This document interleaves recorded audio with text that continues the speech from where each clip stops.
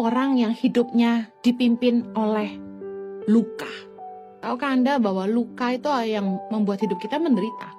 Orang yang simpan kepahitan, kebencian, kemarahan dalam hatinya nggak akan pernah bahagia. Orang yang mau bangkit dari rasa sakit, yang bisa belajar jadi lebih baik, bisa belajar hidup lebih baik. Kenapa?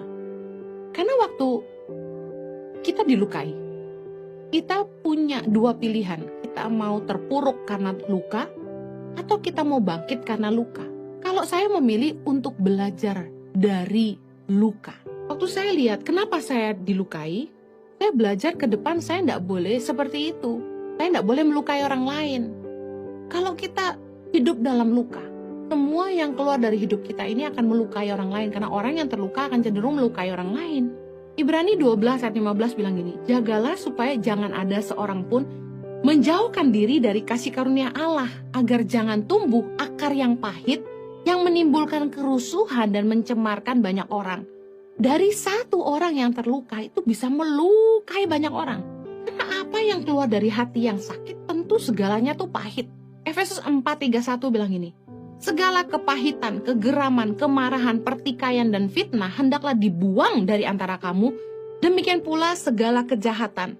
Kenapa kok bisa hati orang itu penuh dengan kejahatan? Markus 7:20 bilang, Yesus berkata gini, katanya lagi apa yang keluar dari seseorang itulah yang menajiskannya. Ayat 21, sebab dari dalam, dari hati orang timbul segala pikiran jahat, percabulan, pencurian, pembunuhan, perzinahan, keserakahan, kejahatan, kelicikan, hawa nafsu, iri hati, hujat, kesombongan, kebebalan.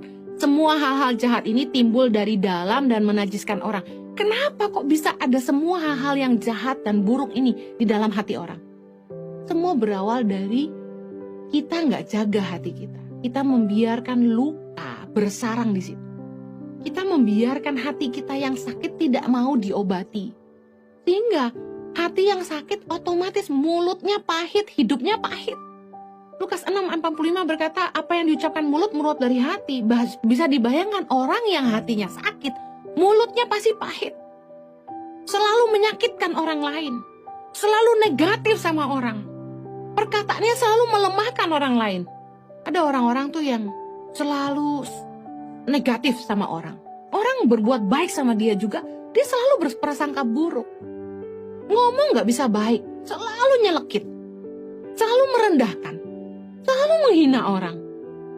Ada orang-orang tuh yang perkataan mulutnya tuh gak berguna sama sekali. Ingat, semuanya berasal dari hati. Hidup kita tuh mau baik gak baik, itu dari hati. Hanya Amsal 4 ayat 23 berkata, jagalah hatimu dengan segala kewaspadaan.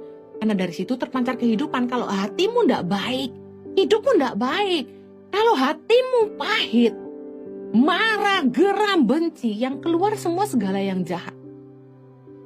Kita akan melukai banyak orang di sekitar kita, bahkan orang-orang yang baik sama kita.